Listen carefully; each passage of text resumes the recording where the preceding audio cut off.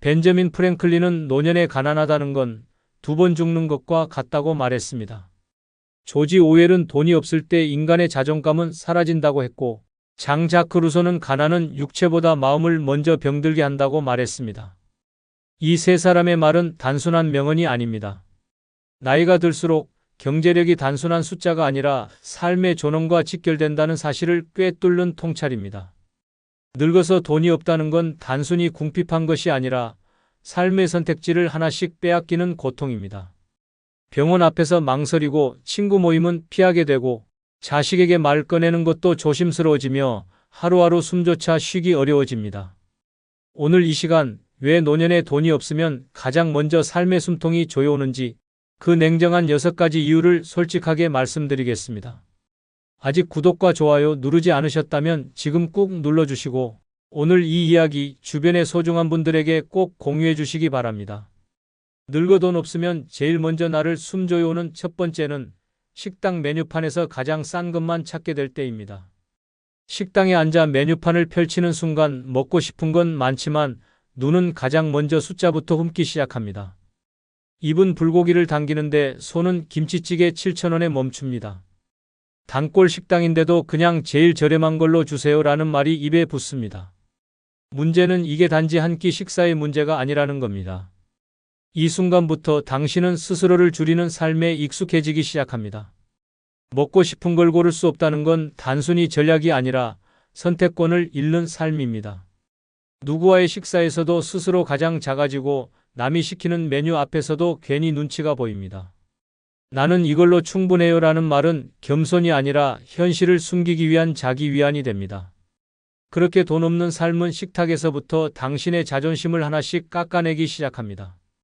원하는 걸 말하지 못하고 계산이 두려워지고 결국 사람을 피하게 됩니다. 서울 은평구에 사는 74세 장인환 씨는 과거엔 외식하는 걸 즐겼습니다. 자식들과 고깃집도 가고 친구들과 칼국수 한 그릇 나누며 이야기를 나누는 게 큰 낙이었습니다. 하지만 은퇴 후 연금 외 수입이 줄어들면서 상황은 달라졌습니다. 친구가 이번엔 내가 한번 싸봐라는 말 한마디에 머릿속 계산부터 돌아가기 시작했습니다. 내가 지금 이걸 사면 이번 주 내내 라면으로 버텨야 하는데 결국 장 씨는 외식 자리를 피하게 되었고 점점 연락도 줄었습니다. 어느 날 손주가 함께 분식집에 가자고 했습니다. 평소 좋아하던 돈가스가 먹고 싶었지만 3,000원 더 저렴한 떡볶이를 고르며 이렇게 말했습니다. 할아버지는 이게 더 좋아. 손주는 웃으며 먹었지만 장 씨는 속으로 자책했습니다. 왜 나는 내 입맛 하나도 마음대로 못 챙기나. 그날 이후 그는 식사 자체가 부담스러워졌다고 말합니다. 이처럼 돈이 없다는 건 단순히 식비를 아끼는 게 아닙니다. 삶의 즐거움이 사라지는 시작입니다. 내가 먹고 싶은 걸 고를 수 없는 인생, 그 자체가 이미 존엄을 잃는 길입니다. 그 순간부터 사람도 자리도 말도 피하게 됩니다. 더 작아지고 더 위축되고 더 외로워집니다. 그래서 돈이 없으면 제일 먼저 식탁이 바뀌고 식탁이 바뀌면 마음이 바뀌고 마음이 바뀌면 결국 인생 전체가 움츠러듭니다. 누구와 앉든 무엇을 먹든 당당히 고를 수 있어야 사람답게 사는 겁니다. 단 한 끼의 식사라도 내 입맛대로 선택할 수 있는 여유. 그것이 바로 노년에 절대 빼앗겨선 안 될 최소한의 존엄입니다. 그리고 그 존엄은 돈이 없을 때 가장 먼저 사라집니다. 늙어 돈 없으면 제일 먼저 나를 숨조여오는 두 번째는 병원비 걱정에 아픈 걸 참고 있을 때입니다. 몸이 보내는 신호는 누구보다 내가 먼저 압니다. 뻐근한 어깨, 저릿한 무릎, 쓰린 속과 답답한 가슴. 분명히 이상하다는 걸 알면서도 병원 가는 걸 미룹니다. 왜냐고요? 돈이 없기 때문입니다. 진료비, 약값, 검사비, 교통비까지. 단순한 진찰 한 번이 통장에 주는 타격이 너무 크니까요. 결국 돈보다 몸을 덜 쓰는 쪽을 택하고 그렇게 병은 깊어지고 고통은 길어집니다. 이 정도쯤은 괜찮겠지. 좀 쉬면 낫겠지. 그렇게 스스로를 설득하며 하루하루 통증을 견딥니다. 하지만 그것이 반복되면 병은 더 악화되고 결국 응급실로 실려가서야 진짜 문제를 마주하게 됩니다. 돈이 없어 병을 미루는 건 병을 키우는 지름길입니다. 그런데 문제는 그 대가가 당신의 몸이란 겁니다. 돈을 아끼겠다고 참고 참다가 결국엔 그보다 몇 배, 몇십 배의 비용과 고통을 떠안게 되는 것입니다. 대전 동구에 사는 76세 한영자 씨는 어느 날부터 오른쪽 허리가 욱신거리기 시작했습니다. 처음엔 찜질로 버텼고 그 다음엔 진통제로 하루하루를 견뎠습니다. 병원에 가보라는 주변 말에 검사비가 더 아파라며 웃어넘겼지만 속으로는 무서웠습니다. 진료받고 MRI라도 찍으라고 하면 돈이 없으니 거기서부터 막막했던 겁니다. 그렇게 석 달을 버텼고 결국 한밤중에 통증이 심해져 구급차를 타고 응급실로 가게 됐습니다. 검사 결과는 디스크 탈출증. 병원에서는 초기에 치료했으면 간단했을 걸, 지금은 수술이 불가피하다고 말했습니다. 몇십만 원이 아까워 참았던 통증은 몇백만 원짜리 수술로 돌아왔습니다. 퇴원 후 한 씨는 말했습니다. 돈이 없다는 게 내 몸의 경고조차 무시하게 만들 줄은 몰랐어요. 아프다는 말을 꺼내는 것도 눈치가 보이더라고요. 늙어 병원비가 무서워 참는다는 건 당신의 고통이 사회적 침묵으로 바뀌는 순간입니다. 말 못하고 참고 있는 고통은 그 누구도 알아채주지 않습니다. 심지어 가족도 자식도 병원도 당신이 얼마나 아픈지 모릅니다. 그저 괜찮아 보인다고 여길 뿐입니다. 돈이 없다는 이유 하나로 당신의 몸과 감정은 방치되고 맙니다. 그래서 노년에 돈이 없으면 병원 문턱부터 멀어지고 병원 문턱이 멀어지면 내 몸에 대한 권리도 함께 사라집니다. 통증 앞에 무기력해지는 삶, 고통 앞에 침묵하는 삶.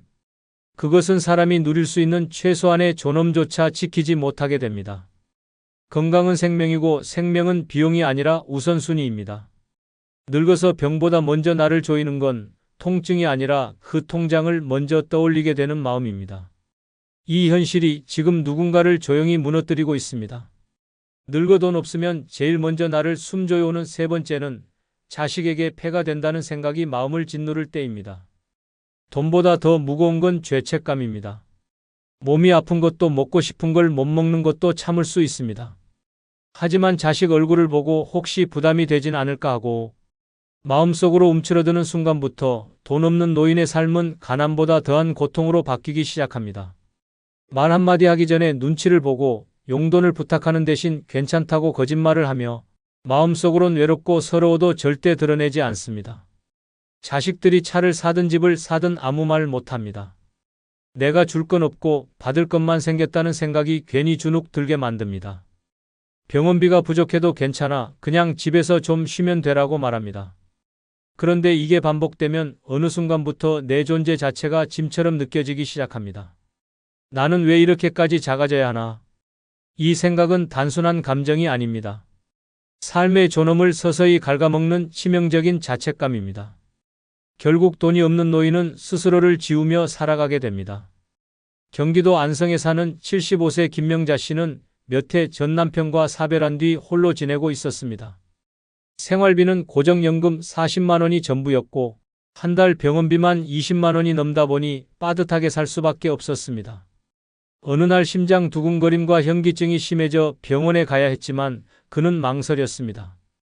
병원에 가면 검사비만 수십만 원, 입원이라도 하게 되면 자식에게 연락해야 하는 상황. 그는 차마 전화를 들지 못했습니다. 며칠 뒤 결국 쓰러졌고 딸이 병원으로 달려와 말했습니다. 엄마, 왜 이렇게 될 때까지 아무 말도 안 했어? 김 씨는 그제야 눈물을 흘리며 털어놓았습니다. 내가 힘들까봐, 나 같은 사람한테 돈 쓰는 게 부담될까봐 그 후로 그는 외출도 줄이고 식사도 한 끼로 줄이며 스스로를 자식들에게서 점점 지워가듯 살았습니다. 김 씨의 사례처럼 돈이 없으면 가장 먼저 무너지는 건 관계가 아니라 존재감입니다. 말도 줄고 표정도 굳고 나는 괜찮다는 말이 자식과의 대화의 전부가 되어갑니다. 그렇게 부모는 더 이상 도움을 청하지 않고 자식은 진짜 괜찮은 줄 알고 거리를 둡니다. 돈이 없다는 이유 하나로 가장 가까운 가족 안에서도 마음 둘 곳이 사라지는 현실.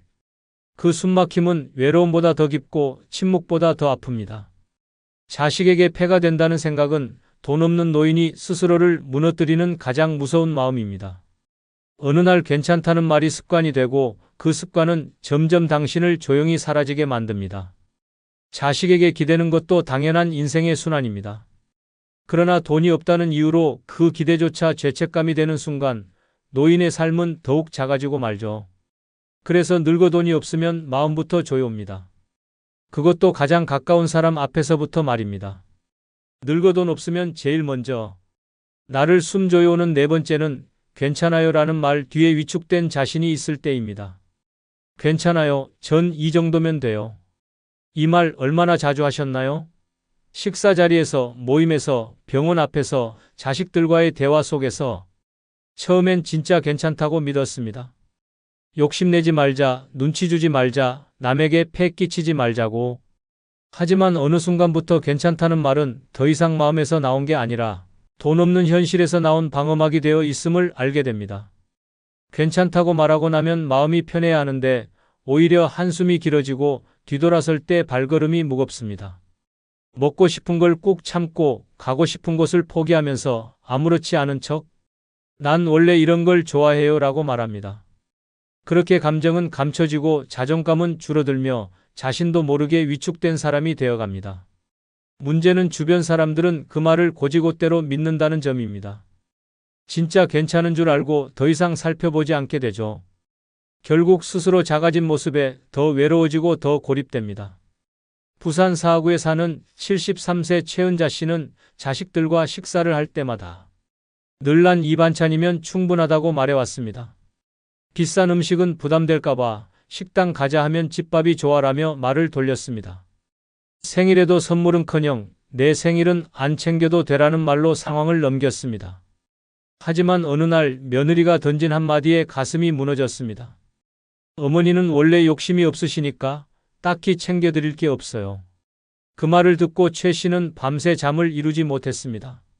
내가 그렇게까지 없는 사람처럼 비쳤나? 내가 너무 참았나? 하는 자책이 밀려왔습니다. 그리고 깨달았습니다. 괜찮다는 말을 가장 많이 하는 내가 사실은 가장 많이 위축된 사람이었다는 걸. 그 후 최 씨는 변했습니다. 자식들과 외식할 땐 원하는 메뉴를 고르고 생일엔 작은 케이크라도 함께 나누자고 먼저 말했습니다. 이젠 괜찮다는 말 덜 하기로 했어요. 왜냐하면 진짜 괜찮지 않거든요. 그렇게 한마디씩 꺼내자 자식들의 반응도 달라졌고 가족들 속에 있던 최 씨의 존재감도 다시 살아났습니다. 괜찮아요라는 말은 어른스러운 태도가 아니라 자신을 숨기는 습관이 될 수 있습니다. 특히 돈이 없을 때 그 말은 더 자주 더 많이 나오게 되죠. 그 뒤에는 말 못할 불편함, 계산을 먼저 따지는 습관, 그리고 점점 줄어드는 내 감정의 크기가 숨어 있습니다. 늙어 돈이 없으면 말조차 진심을 담지 못하게 됩니다. 그래서 괜찮다는 그 말이 어느 순간부터 가장 서글픈 거짓말이 되어버립니다. 노년의 자존감은 말 한마디에서 시작됩니다. 더 이상 스스로를 줄이지 마세요. 정말 괜찮은 사람은 괜찮다고 하지 않아도 당당히 느껴지는 법입니다. 그리고 그 시작은 괜찮아요라는 가면을 벗는 것입니다. 늙어 돈 없으면 제일 먼저 나를 숨줘요는 다섯 번째는 각종 모임에 초대받고도 핑계를 대며 못 갈 때입니다. 예전엔 누가 부르면 제일 먼저 달려갔습니다. 점심 모임이든 동창회든 경조사든 사람들과 함께 있는 시간이 즐거웠습니다. 하지만 통장 잔고가 바닥나고 수중에 현금이 넉넉지 않다는 현실이 다가오면 달라집니다.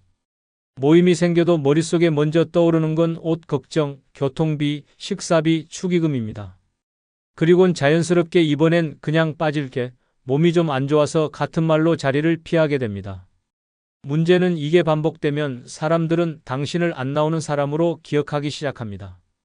점점 연락이 줄고 자연스럽게 멀어지고 결국은 완전히 고립됩니다. 돈이 없어서 나가지 못한 건데 사람들은 마음이 떠난 줄 압니다. 그래서 더 슬픕니다. 마음은 가고 싶은데 주머니 사정이 발목을 잡고 그 현실이 자꾸 자존감을 무너뜨립니다. 모임 하나 나가지 못한 것으로 나란 존재가 세상에서 지워지는 것 같은 기분. 그것이 돈이 없는 노년의 깊은 고통입니다. 전북 군산에 사는 76세 김성대 씨는 과거 지역 상공회의소에서 활동하던 자산가였습니다. 하지만 사업 실패 후 월세 단칸 방에서 기초연금으로 생계를 이어가는 처지가 되었습니다. 오래전 함께 활동하던 친구들로부터 동문 모임 초청을 받았지만 그는 단 한 번도 참석하지 않았습니다. 이유는 단순했습니다. 입고 나갈 옷이 마땅치 않았고 회비며 식사비, 차비까지 합치면 10만 원은 훌쩍 넘기 때문이었습니다. 그래서 그는 늘 그날 병원 예약이 있다, 몸이 좀 안 좋다는 핑계로 빠졌습니다. 시간이 지나면서 그는 어느새 연락 명단에서도 사라졌고 모임 사진 속엔 익숙한 얼굴들만 남았습니다. 그는 혼잣말처럼 중얼거렸습니다. 내가 그 모임을 싫어한 게 아니야. 그냥 가진 게 없어서였지. 그리고 조용히 말했습니다. 외로움보다 서러운 건 가고 싶은데 못 가는 내 사정이었어요. 이처럼 늙어서 돈이 없으면 나가는 게 부담이 되고 안 나가는 건 죄책감이 됩니다. 사람들과 웃고 떠들던 시간이 부담이 되는 순간부터 관계는 조용히 끊어집니다. 사람은 혼자 살아갈 수 없는 존재입니다. 특히 노년의 관계는 삶을 지탱해주는 마지막 줄기일 수 있습니다. 하지만 돈이 없으면 그 줄기마저 스스로 끊게 되는 겁니다. 나는 그런 자리가 불편해서 안 간다는 말 뒤에는 사실은 돈이 없어서 못 간다는 진짜 이유가 숨어 있습니다. 그 순간부터 당신의 존재는 모임 밖으로 밀려나고 세상과의 끈도 하나씩 잘려나갑니다. 그래서 늙어 돈이 없으면 가장 먼저 당당함을 잃고 그 다음엔 사람들과의 연결이 끊어집니다. 조용히 그러나 잔인하게 나를 조여오는 현실입니다. 늙어 돈 없으면 제일 먼저 나를 숨 조여오는 여섯 번째는 아프면 끝이라는 생각이 머리를 떠나지 않을 때입니다. 젊었을 땐 병이 와도 두렵지 않았습니다. 병원 갈 돈이 있었고 옆에서 도와줄 사람도 있었고 회복할 체력도 있었습니다. 하지만 늙어 돈이 없는 순간부터 병은 곧 인생의 종지부처럼 느껴집니다. 아프다는 감각이 들자마자 머릿속에 먼저 떠오르는 건 치료보다 비용이고 간병보다 민폐입니다. 그래서 조용히 혼잣말처럼 되뇌게 됩니다. 이제 아프면 진짜 끝이다. 단순한 통증도 불안감으로 번지고 검진 결과 기다리는 동안엔 심장이 벌렁거립니다. 병명보다 무서운 건 이제 어떻게 하지? 라는 공포입니다. 보험도 다 해지했고 자식에게 손 벌릴 형편도 안 되고 통장 잔고는 몇만 원. 그때부터 마음속에서 병은 돌이킬 수 없는 낭떠러지처럼 자리 잡습니다. 나를 돌볼 여유가 없으니 그냥 버티다 죽는 수밖에 없다는 냉정한 현실 인식이 머릿속을 지배합니다. 이 공포는 단순히 육체의 고통이 아닙니다. 내가 쓰러졌을 때 나를 지켜줄 아무것도 없다는 절망감, 그게 돈 없는 노년에게 가장 조용하고 잔인하게 다가오는 숨막힘입니다. 그래서 늙어 돈이 없으면 병보다 병을 생각하는 마음이 먼저 나를 갉아먹기 시작합니다.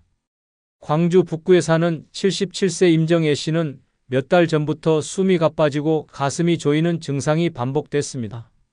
병원에 가자니 검사비와 약값이 걱정됐고 아무도 돌봐줄 사람이 없었기에 병이 커질까 봐 더 두려웠습니다. 결국 참다가 한밤중에 쓰러졌고 다음날 오후가 되어서야 우편 배달부가 발견해 119에 신고했습니다. 병명은 신부전. 조기 진단을 받았더라면 약물로 관리가 가능했지만 상태가 악화되어 장기 입원이 필요하다는 말을 들었습니다. 그러나 입원비가 부담돼 일주일 만에 퇴원했고 임 씨는 스스로 말합니다. 이젠 아프다는 생각이 들기만 해도 공포예요. 그냥 이대로 가는 수밖에 없겠구나 싶을 때가 많아요. 이처럼 돈이 없으면 병을 앓는 게 아니라 병을 두려워하는 삶이 시작됩니다. 그 두려움은 고통보다 더 깊게 들어와 마음을 누릅니다. 잠자리에 들기 전 내가 오늘 밤에도 멀쩡히 일어날 수 있을까 하는 불안감. 누가 무심코 괜찮으세요? 하고 물으면 속으로 대뇌는 아니요. 하나도 안 괜찮아요 라는 외침. 그 모든 것이 돈이 없기 때문에 생긴 공포입니다. 그래서 늙어 돈이 없으면 병이 무서운 게 아니라 병을 감당할 수 없다는 현실이 더 무섭습니다. 그리고 그 현실이 매일같이 내 머릿속을 조여오며 단 한 번의 통증에도 이젠 끝이다라는 생각을 떨칠 수 없게 만듭니다. 그 공포는 세상 누구보다 나를 가장 조용히 그러나 깊게 무너뜨립니다. 그게 바로 돈 없는 노년의 마지막이자 가장 무서운 조임입니다. 장자크 루소는 가난은 육체보다 마음을 먼저 병들게 한다고 했고 쇼펜하우어는 노년의 고통은 고독보다 무력감에서 시작된다고 했습니다. 우리는 그 말을 이제야 가슴으로 실감하고 있습니다. 아프다고 말 못하고 먹고 싶은 걸 외면하고 사람들 사이에서 작아지고 늙어 돈이 없으면 삶 전체가 점점 조여옵니다. 더는 미루지 마십시오. 노년을 지키는 최소한의 준비 지금부터라도 시작해야 합니다. 그래야 숨이 막히는 날을 피할 수 있습니다. 구독자 여러분은 모두 풍요로운 노년이 될 것으로 믿습니다. 그리고 여러분 마지막으로 한 가지 부탁드립니다. 영상 화면 오른쪽 아래에 나오는 아무 제품을 한 번씩 클릭해 주시기 바랍니다. 그럼 그 이후 24시간 안에 여러분이 쿠팡에서 물건을 구매하시면 저의 채널에 약간의 수수료가 발생합니다. 이렇게 간접 후원해 주시면 감사하겠습니다. 벤자민 프랭클린은 외모는 문을 열고 인격은 그 자리에 머문다고 했고, 조지 오웰은 가난이 존엄을 앗아가듯 무심한 외모는 자존을 앗아간다고 말했습니다. 장 자크 루소도 외면이 흐트러진 사람은 내면도 쉽게 무너진다고 했습니다. 이 나이에 외모가 뭐가 중요해요? 그렇게 말하던 한 여성이 있었습니다. 그런데 어느 날 동창 모임에서 들려온 말 한마디가 뼈를 때렸습니다. 누구세요? 못 알아봤어요. 그날 이후 그녀는 거울을 보며 울었습니다. 내가 너무 스스로를 놓았구나. 사람들은 늙을수록 내면이 중요하다고 말하지만 현실은 다릅니다. 외모는 곧 자신감이고 대우이고 존재감입니다. 오늘은 왜 나이 들어서도 외모가 결코 포기해서는 안 되는 이유 6가지 낱낱이 말씀드리겠습니다. 무조건 끝까지 시청하시기 바랍니다. 구독, 좋아요, 알림 설정 꾹 눌러주시면 시작하겠습니다. 나이 들어 외모가 중요한 첫 번째 이유는 사람들은 생각보다 겉모습에 먼저 반응하기 때문입니다. 중요한 건 마음이지 겉모습이 뭐가 중요하냐고 말하는 사람들이 있습니다. 하지만 현실은 그렇지 않습니다. 사람들은 무의식 중에 먼저 외모를 쓱 보고 그 사람의 성격, 태도, 경제력, 심지어 신뢰할 수 있는지까지 판단해버립니다. 이건 비난할 수 있는 성향이 아니라 인간 본능에 가까운 반응입니다. 그리고 그 반응은 나이가 들수록 더 냉정해집니다. 젊었을 땐 외모가 다가 아니라고 말해도 외모에서 오는 활력과 정돈된 느낌은 오히려 나이 든 사람에게 더 큰 영향을 미칩니다. 깔끔한 인상, 밝은 표정, 정돈된 머리와 옷차림은 그 사람의 삶의 태도와 자기 관리 능력을 보여줍니다. 반대로 옷이 구겨지고 머리가 흐트러지고 무표정한 얼굴로 거리를 걷는 모습은 쉽게 의욕 없는 사람으로 보이기 십상입니다.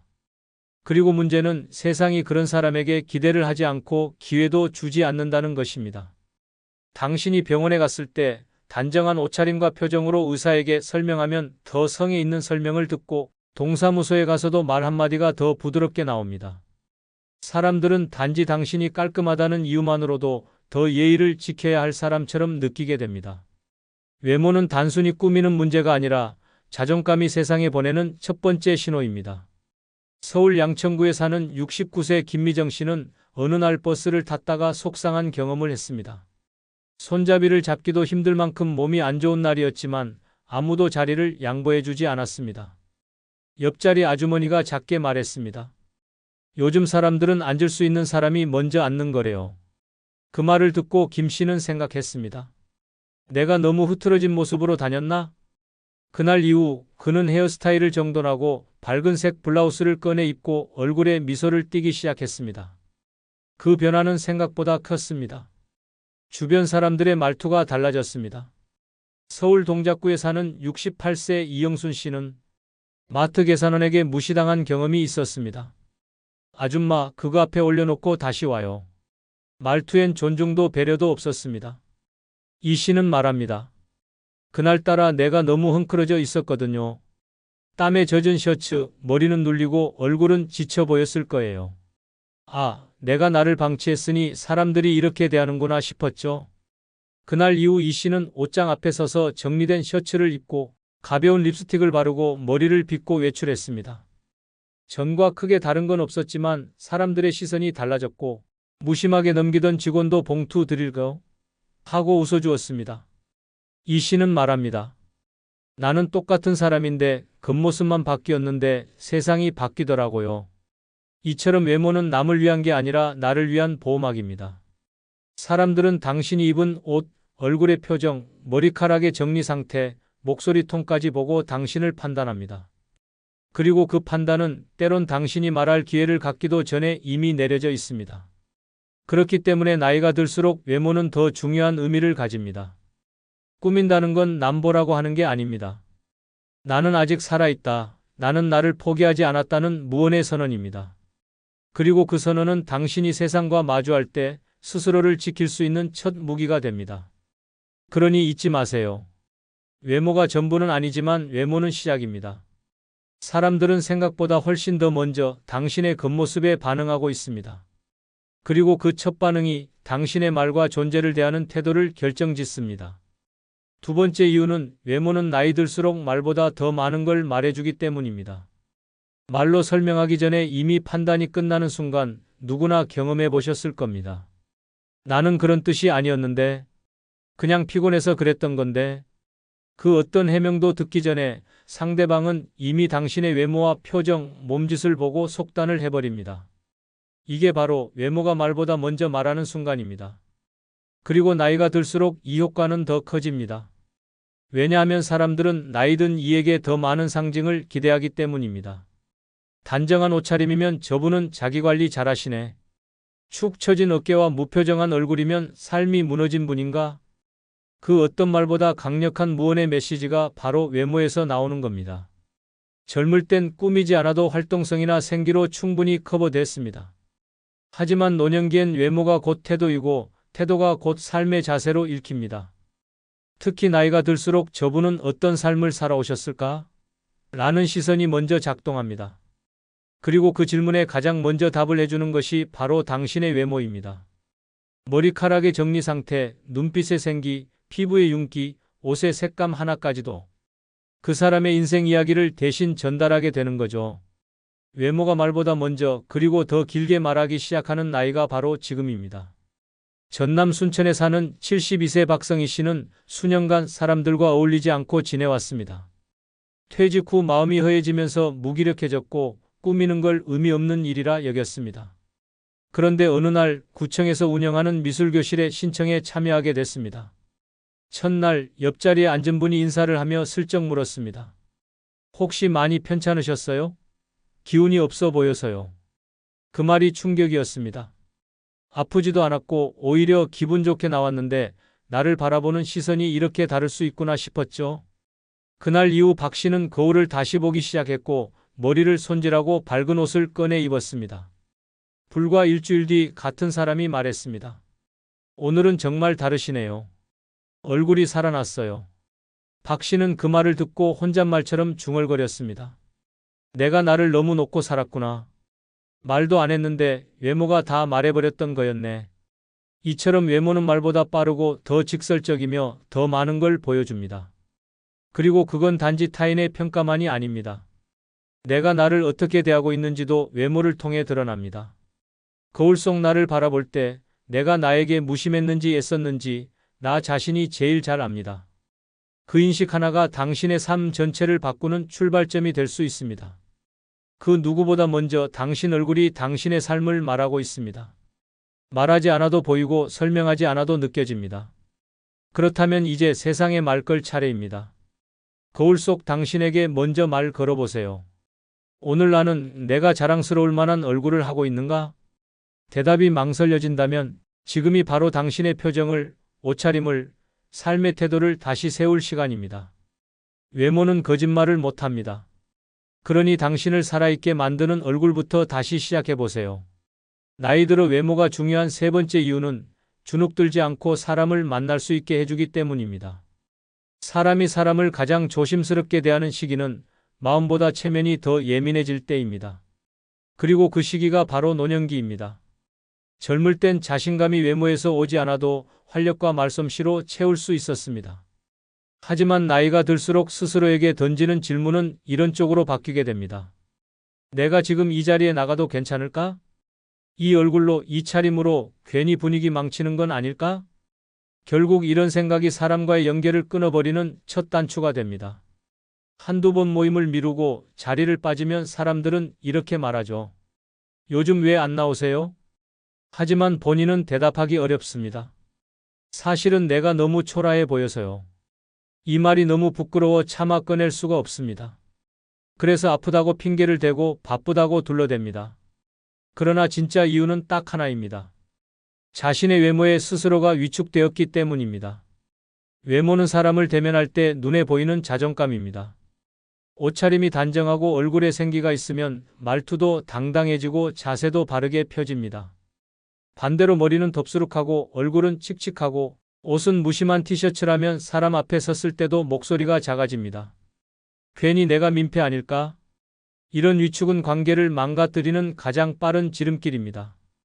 경기도 구리시에 사는 70세 윤성분 씨는 원래 활발한 성격으로 친구들과의 커피 모임을 매주 이어오던 사람이었습니다. 하지만 퇴직 후 수입이 끊기고 생활이 빠듯해지면서 미용실에 가는 것조차 부담스러워졌습니다. 염색을 못하고 머리는 희끗희끗해졌고 옷도 늘 같은 트레이닝복뿐이었습니다. 어느 날 거울을 본 윤 씨는 속으로 중얼거렸습니다. 나 너무 볼품없어졌네. 그 순간부터 친구들 연락이 와도 오늘은 좀 피곤해라는 말로 넘기기 시작했습니다. 하지만 같은 모임에 친구가 찾아와 말했습니다. 너 왜 갑자기 이렇게 멀어진 거야? 윤 씨는 그제야 조심스럽게 털어놓았습니다. 그냥 내가 나를 보기가 좀 창피하더라고. 친구는 말했습니다. 우리가 널 외모로 보냐? 그래도 널 좋아하는 내가 사라지는 건 너무 아쉽지 않니? 그날 이후 윤 씨는 중고 옷가게에서 저렴한 블라우스를 몇 벌 샀고 동네 미용실에서 간단한 커트를 하고 다시 모임에 나갔습니다. 놀랍게도 친구들의 반응이 달라졌습니다. 와, 얼굴이 확 살아났네. 요즘 기분 좋아 보여. 윤 씨는 웃으며 말했습니다. 내가 아니라 나를 다시 꺼낸 기분이야. 이처럼 외모는 사람 앞에서 당당해질 수 있는 최소한의 무기입니다. 누군가와 마주 앉았을 때 시선을 피하지 않고 마음을 열 수 있게 만드는 출발점이 바로 거울 속 나입니다. 꾸미는 건 허영이 아니라 사람 사이에서 위축되지 않기 위한 방패입니다. 그리고 그 방패 하나가 있을 때 우리는 더 많은 사람과 다시 이어질 수 있습니다. 주눅든 마음은 얼굴에서 티가 납니다. 하지만 자신을 가꾼 얼굴에는 자신감이 묻어납니다. 외모는 결국 당신이 사람들 앞에서 위축되지 않도록 지켜주는 가장 조용한 용기입니다. 그 용기가 있을 때 당신은 다시 관계 안으로 들어설 수 있습니다.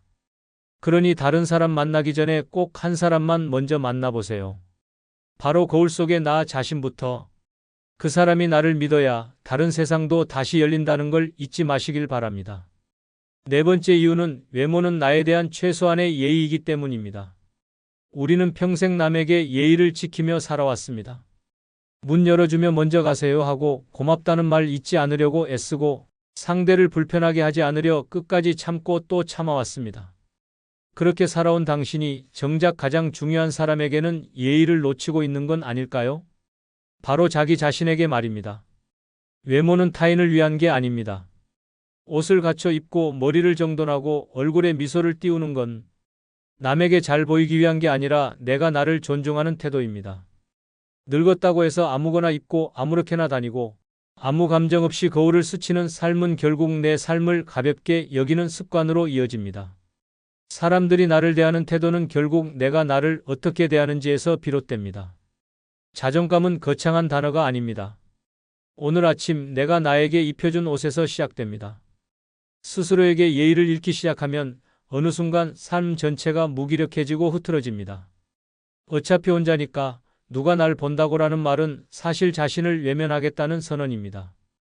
외모는 세상에 보내는 당신의 첫 메시지이기 전에 당신이 당신에게 보내는 첫 존중입니다. 자기 자신에게조차 무관심해지는 순간 삶은 조용히 가라앉기 시작합니다. 전북 익산에 사는 75세 박용남 씨는 퇴직 후 어느 날부터 외출 자체를 꺼리게 되었습니다. 일을 그만두자 셔츠 대신 헐렁한 티셔츠, 구두 대신 슬리퍼, 면도도 일주일에 한 번쯤. 이젠 누굴 만날 것도 없고 꾸며서 뭐 하나 싶더라고요. 하지만 우연히 병원 대기실에서 거울을 본 순간 본인도 깜짝 놀랐습니다. 저게 나야? 지친 얼굴, 눌린 머리, 잃어버린 눈빛. 그는 말합니다. 내가 나를 너무 허술하게 대해왔구나 싶었어요. 그러니 남들도 날 그렇게 봤을 테고요. 그날 이후 그는 매일 아침 셔츠 단추를 잠그고 머리를 빗고 얼굴에 미소를 띄우고 거울 앞에 섭니다. 누가 보든 안 보든 이제 나는 나에게 예의 차리고 삽니다. 그 변화는 생각보다 컸습니다. 아파트 경비원도 요즘 얼굴 좋아지셨다고 말했고 마트 직원도 오늘 기분 좋아 보이시네요 라고 건넸습니다. 그리고 박 씨는 조용히 웃었습니다. 내가 나를 먼저 챙기니까 세상이 다시 나를 사람 대접해주기 시작하더라고요. 이처럼 외모는 절대 사소한 문제가 아닙니다. 당신이 당신을 어떻게 생각하는지를 보여주는 거울 같은 존재입니다. 늙었다고 무너지는 건 주름 때문이 아니라 나 스스로를 아무렇게나 대하기 시작했기 때문입니다. 스스로에게 건네는 최소한의 존중.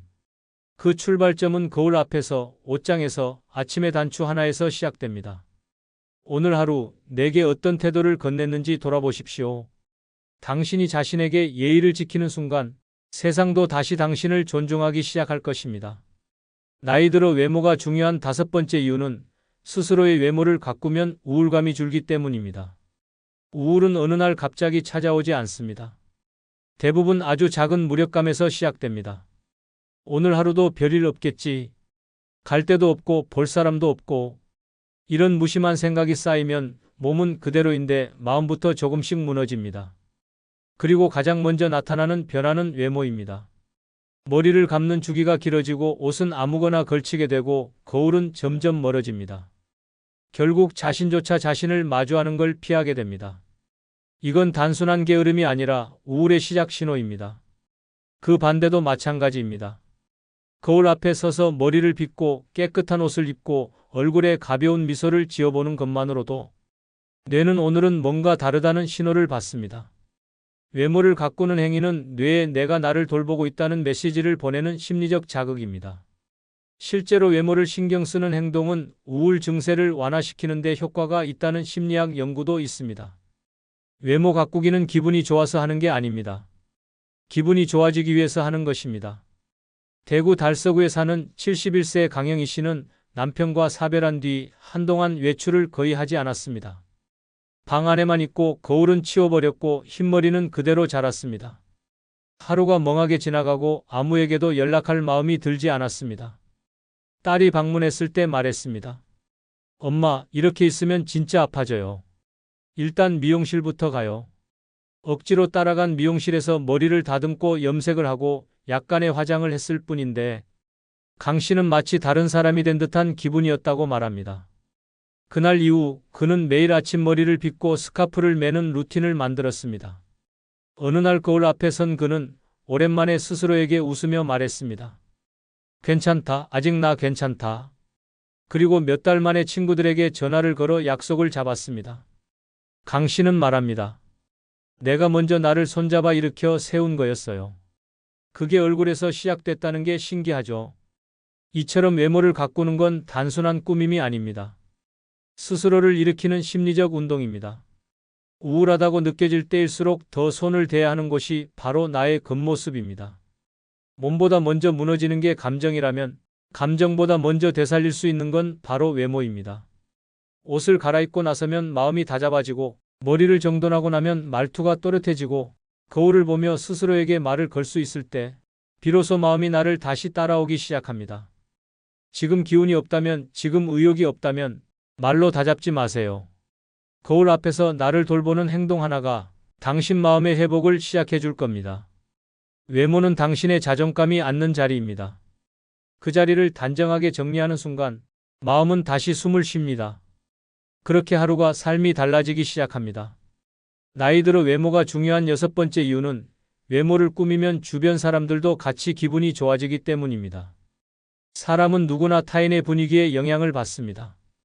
특히 나이가 들수록 표정 하나, 말투 하나, 옷차림 하나가 주변 사람에게 분위기 전체를 좌우하는 공기 같은 역할을 하게 됩니다. 말없이 앉아 있어도 어떤 사람 옆에 있으면 마음이 편하고 어떤 사람 옆에선 괜히 긴장되고 위축되기도 하죠. 그 미묘한 차이를 만드는 건 다름 아닌 외모에서 풍기는 에너지입니다.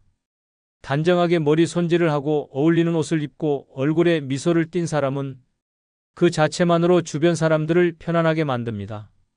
그 반면 무심하게 옷을 걸치고 무표정하게 앉아있는 사람은 말이 없어도 공간 전체를 무겁게 만들 수 있습니다. 외모는 단지 나를 위한 게 아닙니다. 함께 있는 사람을 위한 배려이기도 합니다. 가족들과 외출할 때도 마찬가지입니다. 어머니가, 아버지가 깔끔하고 밝은 인상으로 나서면 자식들도 어깨가 펴집니다.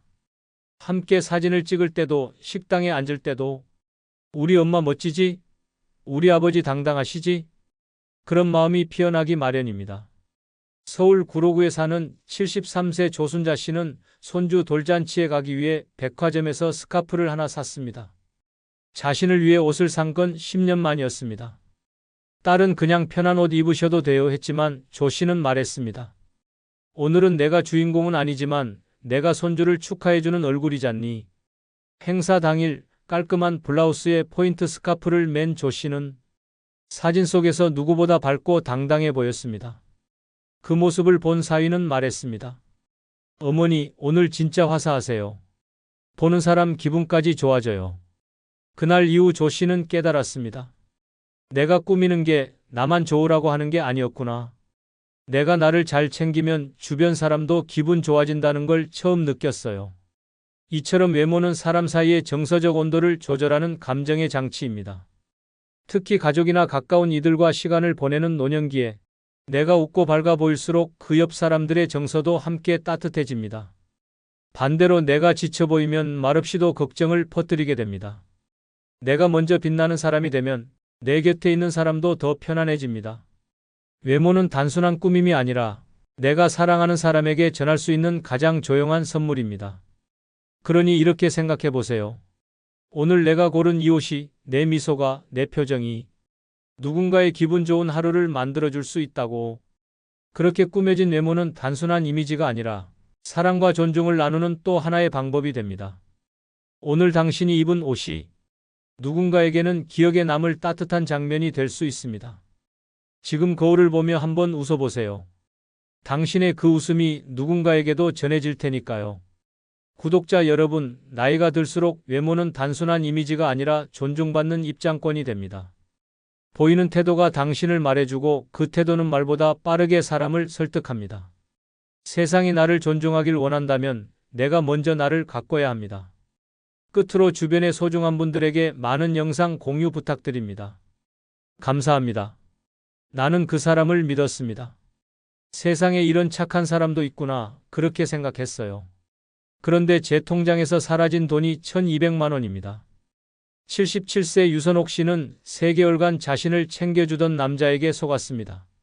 처음엔 반찬을 나눠주고 병원에 같이 가주고 말동무가 되어준 그 사람이 어느 날 말했습니다.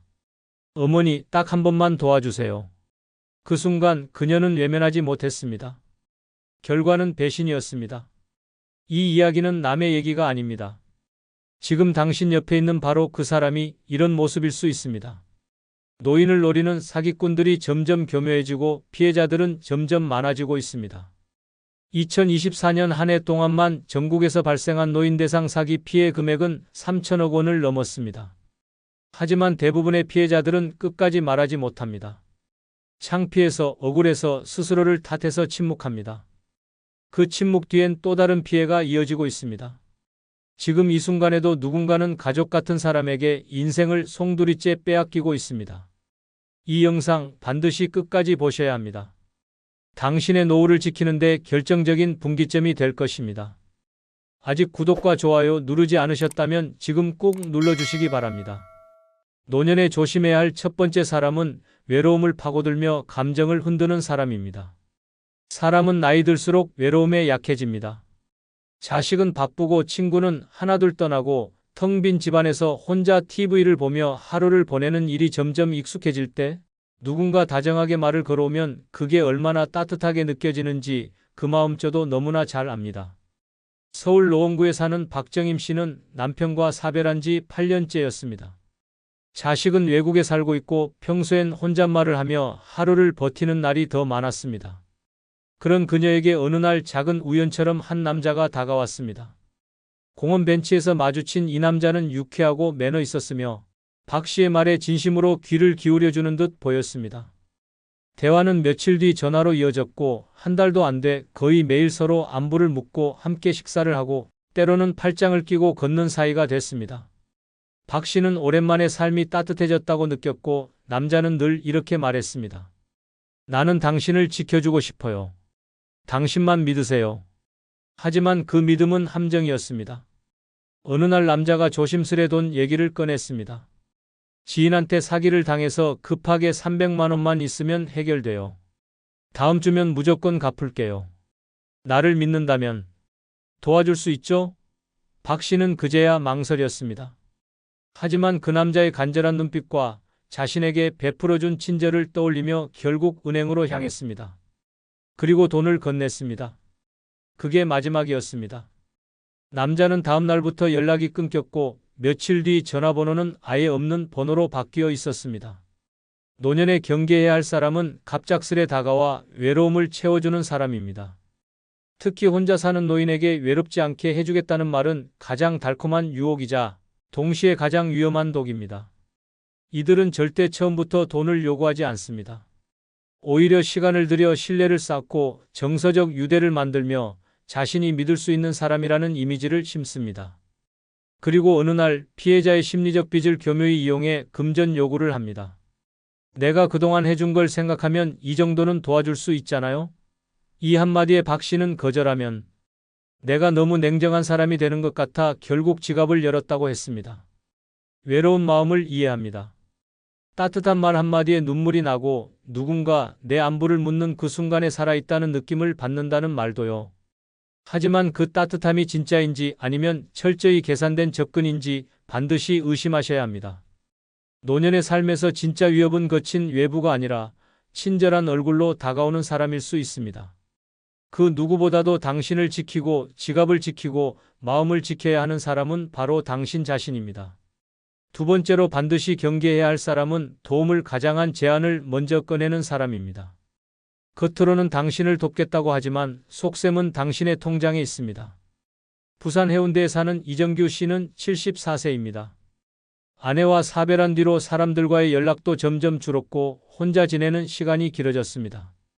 그러던 어느 날 우연히 마트 앞에서 짐을 옮기다가 허리를 삐끗해 잠깐 주저앉은 순간 한 여자가 다가왔습니다. 어르신 괜찮으세요? 병원 같이 가드릴까요? 다정한 말투에 의지하고 싶어졌고 두 사람은 병원까지 함께 택시를 타고 갔습니다. 그렇게 연락이 시작됐고 그녀는 종종 반찬을 해다주고 병원도 동행하며 가족처럼 지냈습니다. 문제는 2달쯤 지난 어느 날부터 시작됐습니다. 어르신, 이 집 너무 오래된 거 아니에요?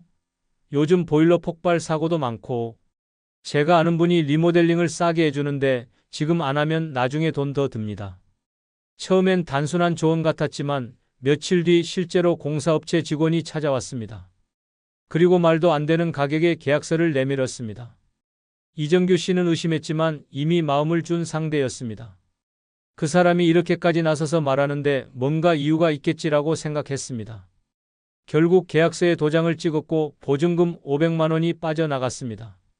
그러나 공사는 시작되지 않았고 여자는 잠적했습니다. 두 번째 유형의 사람은 도움을 주는 척하며 결정권을 슬그머니 넘겨받는 사람입니다. 노년기에는 나는 잘 모른다며 누군가에게 의사결정을 위임하기 쉬워집니다. 하지만 그 작은 위임이 인생의 균형을 무너뜨릴 수 있습니다. 이들은 먼저 당신의 불편한 점을 콕 짚습니다. 오래된 집, 낡은 차, 불편한 몸, 느린 인터넷, 고지서를 보며 이건 바꿔야 해요라고 말하죠. 그리고 자신이 해결해 주겠다고 나섭니다. 정작 그 해결 뒤에는 커미션, 소개비, 수수료, 사기 계약서가 숨어 있고 피해는 당신의 이름으로 시작됩니다. 더 무서운 점은 이 과정이 대부분 도와주는 말투로 포장돼 있다는 겁니다. 제가 다 알아보고 연락드릴게요. 믿고 맡기세요. 어르신은 그냥 편히 계시면 됩니다. 이런 말이 나오기 시작하면 바로 멈추셔야 합니다. 이정규 씨는 말했습니다. 내가 선택한 것도 아닌데 내 통장에서 돈이 나가 있더라고. 나중에야 내가 당한 걸 알았지. 도움을 핑계로 다가오는 사람은 위험합니다. 특히 혼자 사는 노인의 일상에 자주 출입하며 식사와 청소를 도와주며 신뢰를 쌓는 사람일수록 더욱 조심해야 합니다. 노년기에 진짜 필요한 사람은 함께 웃고 이야기를 들어주는 사람이지 당신 대신 결정을 내려주는 사람이 아닙니다. 말은 부드럽고 행동은 친절할 수 있지만 그들의 속내는 당신보다 더 많이 알고 더 잘 안다는 우월감으로 가득한 경우가 많습니다. 이런 사람들은 당신의 불안을 자산으로 삼습니다. 도움을 주겠다는 말이 반복될수록 당신은 스스로에게 질문해야 합니다. 이건 진짜 나를 위한 건가? 아니면 그 사람을 위한 명분인가? 그 질문이 당신의 지갑과 자존심을 지키는 방패가 될 것입니다. 노년에 조심해야 할 세 번째 사람은 사소한 호의를 반복하며 정을 쌓는 사람입니다. 그들은 도움을 요청하지도 않고 큰 부탁을 하지도 않습니다. 단지 늘 곁에 머물며 말없이 작은 일들을 대신해주고 당신의 일상 속 빈틈을 자연스럽게 채워줍니다. 하지만 바로 그 틈이 가장 위험한 침투 지점이 될 수 있습니다. 대구 수성구에 사는 이현숙 씨는 올해 78세입니다. 남편과 사별한 뒤 12년째 혼자 살고 있고 자식들은 타지에서 바쁘게 살아갑니다. 요양원은 아직 이르다는 생각에 스스로 밥을 챙기고 빨래를 돌리고 아파트 단지를 하루 한 바퀴씩 걷는 게 일상이었습니다. 늘 같은 시간, 같은 벤치, 같은 나무 앞에서 햇볕을 쬐는 그 자리에 어느 날부터 한 젊은 남자가 보이기 시작했습니다. 처음에는 그저 스쳐가는 인사였습니다. 안녕하세요, 어르신. 오늘도 운동 열심히 하시네요. 그 한마디에 이 씨는 어색한 미소만 지었지만 그 후로 마주칠 때마다 남자는 인사를 놓치지 않았습니다. 어느 날은 장을 보고 돌아오는 길에 그녀가 숨을 헐떡이는 걸 보더니 자연스럽게 장바구니를 들어주었습니다. 무거운 거 들지 마세요. 제가 집 앞까지만 모셔다 드릴게요. 그 말 한마디에 이 씨는 마음이 놓였습니다. 며칠 뒤 우연히 엘리베이터 앞에서 다시 마주친 그는 쓰레기 봉투를 대신 내려주겠다고 했고 그 후로 가끔 그녀의 집에 들르는 사이가 됐습니다. 날이 흐린 날엔 우산을 씌워주었고 정기검진 결과표를 스마트폰으로 확인해주기도 했습니다. 그러던 어느 날 집안 전등이 나간 상황에서 우연히 놀러왔던 그는 제가 교체해드릴게요. 이런 건 남자가 해줘야죠라며 드라이버를 들고 천장을 향했습니다. 이 씨는 처음으로 누군가에게 의지한다는 따뜻함을 느꼈습니다. 젊은 사람이 아무런 대가 없이 자신을 돕는다는 사실이 고마웠고 속으로 이런 아들이 있었으면 얼마나 좋을까라는 생각도 했습니다.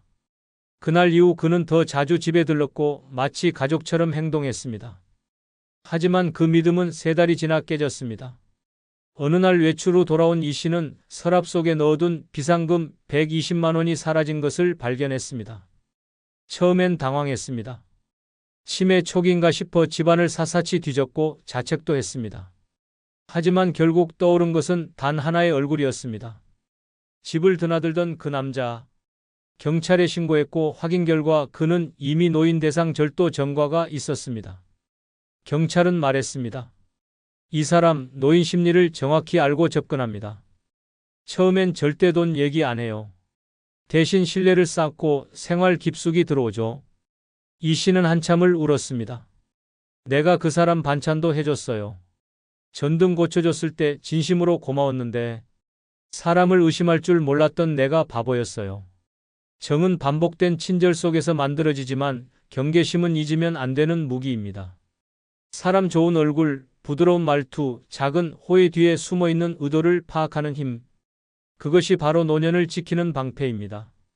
노년에 조심해야 할 4번째 사람은 불쌍한 사연으로 연민을 자극하는 사람입니다. 그들은 처음부터 요구하지 않습니다. 다만 자신이 얼마나 힘든 처지에 놓여 있는지를 반복해서 이야기합니다. 불쌍한 표정, 한숨 섞인 말투, 헝클어진 옷차림. 그 모든 게 마치 도와달라고 외치는 듯 보입니다. 문제는 그 연민이 진심이 아니라 계산일 수 있다는 점입니다. 인천 부평구에 사는 유병선 씨는 80세입니다. 2년 전 남편을 떠나보낸 뒤로 삶의 생기가 줄어들었습니다. 가까운 시장만 다녀와도 숨이 차고 식사는 라면과 밥 말아 먹는 날이 많아졌습니다. 그런 어느 날 아파트 앞 벤치에 앉아 쉬고 있을 때 낯선 여자가 말을 걸어왔습니다. 어머, 여기 살아요? 저도 이 근처인데 어르신처럼 점잖은 분은 처음 봐요. 처음엔 스쳐가는 인연인 줄 알았습니다. 하지만 그 여자는 거의 매일 같은 시간에 나타났습니다. 대화는 조금씩 깊어졌고 어느 날부터 그녀는 자신의 사정을 털어놓기 시작했습니다. 사실 남편한테 폭력당하고 도망 나왔어요. 돈도 없고 애 하나 키우느라 너무 힘들어요. 유 씨는 마음이 흔들렸습니다. 본인도 한때 가난했던 시절이 있었고 어린 자식을 키우던 때를 떠올리면 지금도 가슴이 먹먹했기 때문입니다. 며칠 뒤 그 여자는 눈물을 글썽이며 말했습니다. 지금 당장 애 밥값이 없어요. 아침도 못 먹이고 보냈어요. 제가 다시 갚을게요. 한 10만 원만 도와주시면 안 될까요? 유 씨는 망설이다가 봉투에 돈을 넣어 건넸습니다. 그리고 그날 밤 스스로를 칭찬했습니다. 그래, 어려운 사람 돕는 건 좋은 일이야. 내 노후가 조금 줄어들더라도 아이 밥 한 끼 생긴 거면 됐지. 하지만 그날을 시작으로 그 여자의 사연은 끝없이 이어졌습니다. 아이 병원비, 전기요금 체납, 월세 보증금 문제 매번 새롭고 안타까운 이유들이 등장했고 그때마다 유 씨는 또 지갑을 열었습니다. 어느새 한 달 사이에 나간 돈이 90만 원이 넘었습니다. 결정적인 사건은 유 씨가 딸에게 카카오뱅크 이체 내역을 캡처해 보내달라는 부탁을 받으면서 벌어졌습니다. 딸이 전화를 걸어 말했습니다. 엄마, 이 사람 누구야? 왜 이렇게 반복적으로 이체가 돼 있어? 이거 사기야. 당장 경찰에 가자. 그제야 유 씨는 무너졌습니다. 경찰 조사 결과 그 여자는 인근 아파트 단지를 돌며 70세 이상 독거 노인을 대상으로 같은 방식으로 접근해 12명에게서 총 1천만 원 가까운 돈을 받아낸 인물이었습니다. 유 씨는 말했습니다. 내가 바보였어요. 그 사람이 울 때 나도 울었는데 그 눈물이 다 거짓이었대요. 우리가 조심해야 할 사람은 바로 당신의 동정심을 겨냥해 다가오는 사람입니다. 특히 자신의 불행을 자랑하듯 이야기하고 피해자처럼 보이려는 사람은 반드시 거리를 두어야 합니다. 진짜 힘든 사람은 반복적으로 돈을 요구하지 않습니다. 진짜 절박한 사람은 낯선 이에게 의지하지도 않습니다. 노년기의 마음은 더욱 연약해지고 누군가의 슬픈 이야기는 마치 내 이야기처럼 느껴지곤 합니다. 하지만 그 감정의 문을 열기 전에 반드시 이 질문을 던져야 합니다. 이 사람은 왜 나에게만 이런 얘기를 할까? 왜 도와달라는 말이 이렇게 자주 반복될까? 내가 감정에 흔들리지 않고 판단할 수 있는가? 불쌍해 보인다는 이유만으로 지갑을 여는 순간 상대는 그 감정의 틈을 확실히 기억합니다. 그리고 다음에는 더 큰 사연과 더 큰 부탁이 당신 앞에 놓일 것입니다. 노년에 조심해야 할 5번째 사람은 지속적으로 당신을 칭찬하고 띄워주는 사람입니다. 그들은 늘 이렇게 말합니다. 어르신은 정말 지혜로우세요. 이런 노인은 처음 봤어요. 말씀이 얼마나 깊으신지 감동이에요. 그 말 한마디에 어깨가 펴지고 괜히 하루가 가볍습니다. 하지만 문제는 그 칭찬이 진심이 아니라 심리적 포획을 위한 미끼일 수 있다는 점입니다. 경기도 고양시에 사는 최정순 씨는 77세입니다. 책을 좋아하고 평생 학교 급식 조리사로 일하며 성실하게 살아온 분입니다. 노년에 접어든 지금은 매일 도서관에 가는 것이 유일한 낙이었고 자식들과는 주말마다 영상통화를 하는 정도로만 연락을 유지했습니다. 그 도서관 앞 벤치에서 자주 마주치던 50대 남성이 있었습니다. 어느 날 그가 먼저 말을 걸었습니다. 어르신, 저번에 책 읽으시던 모습이 너무 인상 깊어서요. 어쩜 이렇게 멋지신가요? 처음엔 의심스러웠지만 그 남자의 말투는 정중했고 지나치게 다가오지도 않았습니다. 며칠 뒤 그는 이런 말을 했습니다. 제가 최근에 작은 출판사를 하나 차렸습니다. 어르신 같은 분의 삶을 책으로 내보면 얼마나 좋을까 그런 생각이 들었습니다. 최 씨는 순간 웃음을 터뜨렸습니다. 내 이야기를 누가 읽겠어요? 하지만 남자는 진지했습니다. 아닙니다. 이런 삶이야말로 지금 세대에게 꼭 필요한 이야기입니다. 그날 이후 그는 매일처럼 전화를 걸어왔고 카페에서 만난 자리에서는 칭찬을 쏟아냈습니다. 선생님은 언변이 대단하세요. 감수성도 남다르시고요.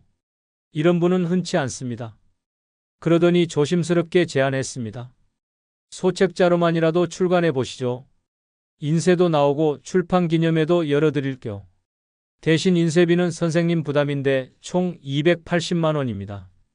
최 씨는 망설였습니다. 그런데 남자가 다시 말했습니다. 이건 비용이 아니라 투자입니다. 선생님이 얼마나 가치 있는 삶을 살아오셨는지 그걸 세상에 남기자는 거죠. 결국 최 씨는 적금을 깼습니다. 그리고 280만 원을 송금했습니다. 결과는 참담했습니다. 책은 나오지 않았고 출판사도 문을 닫았습니다. 전화번호도 바뀌어 있었습니다. 경찰에 신고해봤지만 이미 피해자가 여럿 있었고 돈을 돌려받을 방법은 없다고 했습니다. 최정순 씨는 말했습니다. 나는 칭찬을 진심이라고 믿었어요. 평생 그런 말 들어본 적이 없거든요.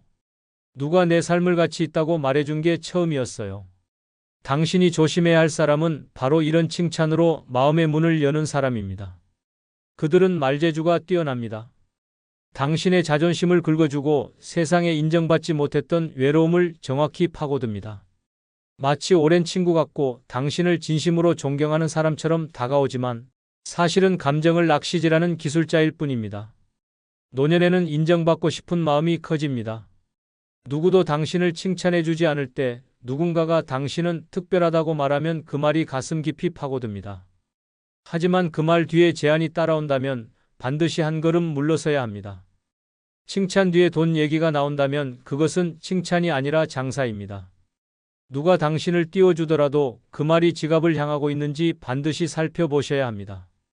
당신의 가치는 돈으로 증명되지 않습니다. 노년에 조심해야 할 여섯 번째 사람은 가족 같은 존재를 자처하며 사적으로 얽히는 사람입니다. 그들은 자신을 아들처럼, 딸처럼, 동생처럼 여겨달라고 말합니다. 처음엔 아무 조건 없이 도와주고 당신을 위로하고 시간도 함께 보냅니다. 하지만 그 친밀함 뒤에 따라오는 건 돈, 부탁, 계약서입니다. 경북 안동시에 사는 김영분 씨는 79세입니다. 남편 없이 홀로 살아온 지 오래고 자식도 없이 지냈습니다. 외로움을 달래려 종종 동네 복지관 프로그램에 참여했고 그곳에서 만난 한 30대 여성이 어느 날 다가와 말했습니다. 어머님, 저 엄마 생각나게 하세요. 저도 어릴 적에 엄마를 일찍 여의고 자랐거든요. 그 말 한마디가 김 씨의 마음을 열었습니다. 그녀는 자주 연락을 해왔고 집까지 찾아와 밥을 같이 먹고 설거지를 도왔습니다. 김 씨는 정이 들었습니다. 처음에는 도와주는 고마운 아가씨였는데 어느 순간 정말 내 딸 같았다고 말합니다. 혼자 밥을 먹던 집에 웃음소리가 생기고 외출도 함께하며 삶의 활기가 돌기 시작했습니다. 그러던 어느 날 그 여성이 이렇게 말했습니다. 어머님, 사실 지금 다니는 직장이 좀 불안정해서요. 그런데 제가 창업 아이템이 하나 있어요. 300만 원만 투자해 주시면 2배로 돌려드릴게요. 나중엔 어머님 모시고 살게요. 김 씨는 망설였습니다. 하지만 모시고 살겠다는 말 한마디에 결국 통장을 열었습니다. 그렇게 돈이 전달됐고 그날 이후 연락은 점점 뜸해졌습니다. 조금 바빠요. 다음 주에 봬요라는 말만 반복됐고 한 달이 지나자 전화는 꺼진 상태가 됐습니다. 김 씨는 충격을 받았습니다. 배신감과 허탈감, 분노보다 더 큰 감정은 부끄러움이었다고 했습니다. 내가 혼자 살아서 외롭다는 걸 그 사람이 알고 이용한 거잖아요. 내가 너무 어리석었어요. 이렇듯 마지막으로 조심해야 할 사람은 가족 역할을 자처하는 사람입니다. 그들은 말합니다. 어머님, 저 진짜 어머님 같아서 그래요. 또 말합니다. 아버님, 우리 집에도 이런 분 계시면 얼마나 좋을까 싶어요. 그리고 어느 순간부터 돈이 필요하다, 보증이 필요하다, 당신의 이름이 필요하다는 말이 따라옵니다. 진짜 가족은 그렇게 말하지 않습니다. 가족은 돈을 전제로 사랑을 조건 삼지 않습니다.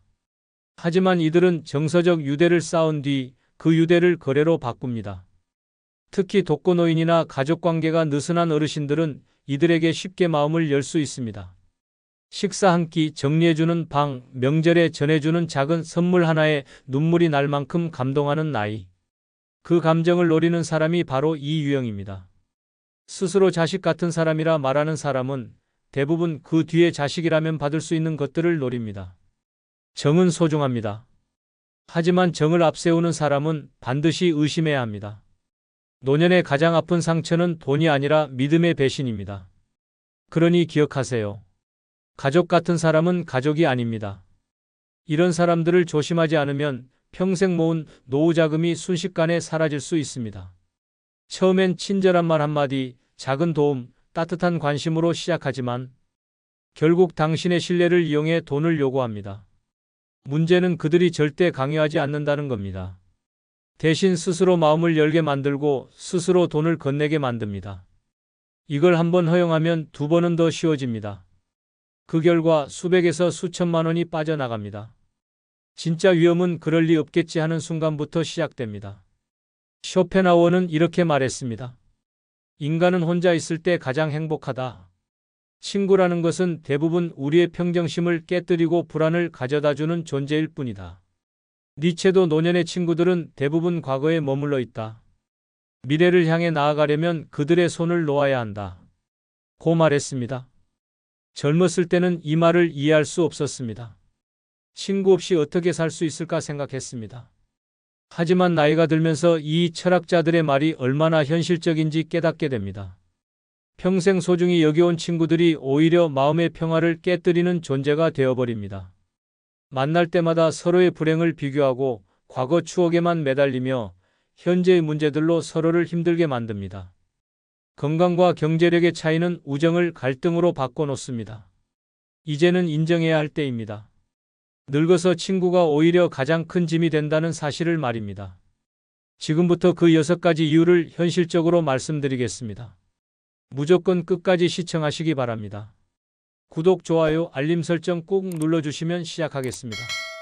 늙어 친구가 가장 쓸모없는 짐인 첫 번째 이유는 친구의 늙어가는 모습을 보며 자신의 미래가 두려워지기 때문입니다. 오랜만에 만난 친구의 변한 모습을 보고 깜짝 놀란 경험이 있으신가요? 예전에는 건강하고 활기차던 모습이었는데 이제는 지팡이에 의존하고 말도 어눌해진 친구를 마주했을 때 느끼는 그 충격과 두려움 말입니다. 그 순간 머릿속에 떠오르는 생각은 나도 저렇게 될 텐데라는 암울한 예상이었을 겁니다. 나이가 들면서 가장 피하고 싶은 현실 중 하나가 바로 늙음에 대한 두려움입니다. 우리는 모두 나이 들어가고 있지만 그 사실을 직면하기는 쉽지 않습니다. 거울 속 내 모습도 피하고 싶은데 친구의 늙은 모습을 보면 더욱 잔혹한 현실이 눈앞에 펼쳐집니다. 그것은 바로 나의 미래 모습이기 때문입니다. 더 무서운 것은 친구들이 하나둘 병들어가는 모습을 지켜봐야 한다는 사실입니다.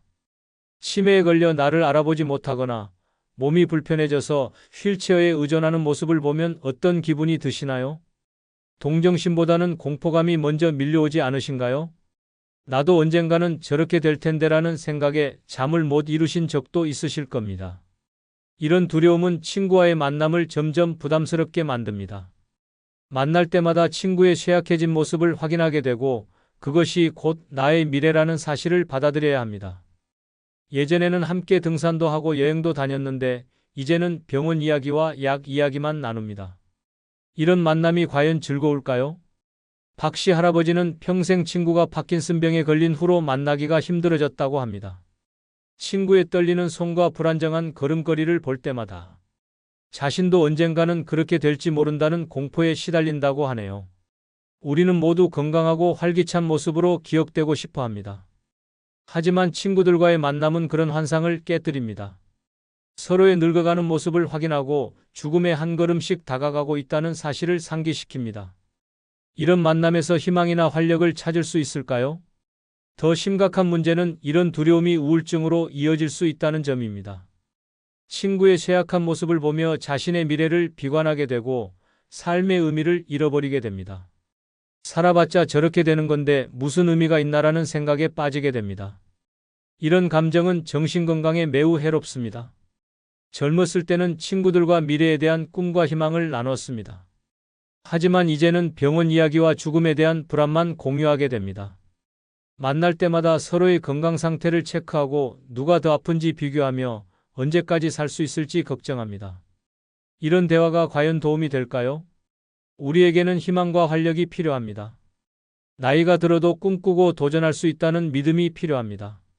하지만 늙어가는 친구들과의 만남은 그런 긍정적인 에너지를 빼앗아갑니다. 대신 두려움과 절망만 남겨줍니다. 이런 관계가 과연 우리에게 도움이 될까요? 오히려 남은 인생을 더 비참하게 만드는 짐일 뿐입니다. 늙어 친구가 가장 쓸모없는 짐인 두 번째 이유는 서로의 삶의 우선순위가 달라 대화가 겉돌기 때문입니다. 친구와 만나서 대화를 나누는데 도무지 화제가 맞지 않는 경험을 해보신 적 있나요? 나는 건강관리에 대해 진지하게 이야기하고 싶은데 친구는 손자 자랑만 늘어놓거나 내가 취미 활동에 대해 말하면 친구는 돈 걱정만 하면서 전혀 다른 방향으로 대화가 흘러가는 그런 상황 말입니다. 그때 느끼는 답답함과 소외감을 아실 겁니다. 나이가 들면서 각자의 삶의 우선순위는 크게 달라집니다. 어떤 사람은 건강이 가장 중요하다고 생각하고 어떤 사람은 자녀와 손자가 전부라고 여깁니다. 또 다른 사람은 경제적 안정을 최우선으로 두거나 종교나 봉사활동에 모든 에너지를 쏟기도 합니다. 젊었을 때는 비슷한 관심사를 가졌던 친구들도 이제는 완전히 다른 길을 걷고 있습니다. 이런 차이는 대화를 매우 어색하게 만듭니다. 내가 중요하게 생각하는 주제에 대해 이야기해도 친구는 별로 관심을 보이지 않습니다. 반대로 친구가 열심히 이야기하는 내용이 나에게는 전혀 흥미롭지 않습니다. 결국 서로 다른 얘기를 하면서 시간만 보내게 됩니다. 더 심각한 문제는 이런 우선순위 차이가 가치관의 충돌로 이어진다는 점입니다. 건강을 중시하는 사람은 운동과 식단 관리에 투자하는 것이 당연하다고 생각하지만 자녀 중심적인 사람은 그런 것을 이기적이라고 여깁니다. 경제적 안정을 추구하는 사람과 정신적 풍요를 중시하는 사람 사이에는 깊은 골이 생깁니다. 박씨 할아버지는 요즘 독서와 글쓰기에 푹 빠져 있는데 평생 친구는 그런 걸로 뭐하냐, 손자나 더 돌봐라라고 핀잔을 준다고 합니다. 서로 추구하는 가치가 달라서 대화할 때마다 갈등이 생긴다고 하네요. 이런 상황에서 진정한 소통은 불가능합니다. 각자 자신이 중요하게 생각하는 것만 이야기하고 상대방의 관심사는 무시하거나 폄하합니다. 대화라기보다는 각자의 독백을 번갈아 하는 것에 불과합니다. 이런 만남에서 무엇을 얻을 수 있겠습니까? 젊었을 때는 공통의 관심사가 많았습니다. 일, 연애, 결혼, 육아 등 비슷한 인생 단계를 겪으면서 서로 공감할 수 있는 주제들이 풍부했습니다. 하지만 나이가 들면서 각자의 경험과 환경이 달라지고 그에 따라 관심사도 완전히 갈라집니다. 같은 나이대라고 해서 같은 고민을 하는 것은 아닙니다. 더 안타까운 것은 이런 차이를 인정하지 않고 자신의 기준으로 상대방을 판단한다는 사실입니다. 내가 너무 소극적이야 또는 넌 너무 욕심이 많아라는 식으로 서로를 비판합니다. 다름을 틀림으로 여기고 자신의 선택만이 옳다고 주장합니다. 이런 관계에서 어떻게 편안함을 느낄 수 있겠습니까? 우리에게는 자신만의 우선순위대로 살 권리가 있습니다. 나이가 들어서도 새로운 것에 도전하고 싶은 사람도 있고 조용히 가족과의 시간을 보내고 싶은 사람도 있습니다. 하지만 옛 친구들은 그런 다양성을 받아들이지 못합니다. 자신과 다른 선택을 하는 것을 이해하지 못하고 끊임없이 간섭하려 합니다. 이제는 인정해야 할 때입니다. 서로 다른 길을 걷는 사람들과 억지로 관계를 유지하는 것은 의미가 없습니다. 대화가 겉돌고 이해할 수 없는 관계라면 더 이상 우정이라 할 수 없습니다. 그런 관계는 서로에게 스트레스만 주는 무거운 짐일 뿐입니다. 늙어 친구가 가장 쓸모없는 짐인 세 번째 이유는 친구가 내 약점을 기억하고 있기 때문입니다. 오랜 친구와 만났을 때 갑자기 수십 년 전 창피했던 일을 꺼내며 그때 내가 얼마나 우스꽝스러웠는지 아직도 생생해라고 말하는 순간을 경험해 보신 적 있나요? 그 순간 얼굴이 빨갛게 달아오르면서 왜 그런 이야기를 지금 꺼내는지 이해할 수 없었던 그 기분 말입니다. 나이가 들면서 가장 부담스러운 것 중 하나가 바로 과거의 짐입니다. 젊었을 때는 실수도 많이 하고 부끄러운 일도 겪었습니다. 하지만 세월이 흐르면서 그런 일들을 잊고 싶어하고 새로운 모습으로 살아가고 싶어 합니다. 문제는 오랜 친구들이 그 모든 과거를 기억하고 있다는 사실입니다. 더 심각한 것은 이런 친구들이 그 기억을 무기로 사용한다는 점입니다. 대화 중에 자연스럽게 옛날 이야기를 꺼내면서 상대방을 위축시킵니다. 내가 무슨 말을 하는 거야? 예전에 너는 이랬잖아라는 식으로 현재의 나를 과거의 실수로 규정해버립니다. 이런 상황에서 어떤 기분이 드시겠습니까? 우리 모두는 변화하고 성장합니다. 젊었을 때의 미숙함이나 실수가 평생 나를 따라다닐 이유는 없습니다. 하지만 오랜 친구들은 그 변화를 인정하려 하지 않습니다. 오히려 과거의 모습에 나를 가두려고 합니다. 너는 원래 그런 사람이야 라고 단정 지으면서 현재의 노력이나 변화를 무시해버립니다.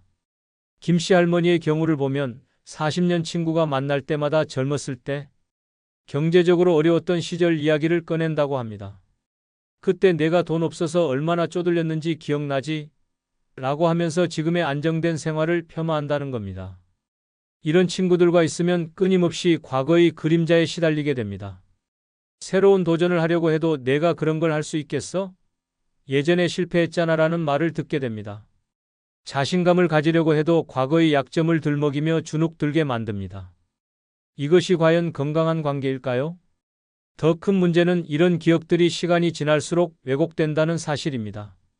실제보다 더 과장되어 기억되거나 맥락은 빠지고 부정적인 부분만 남게 됩니다.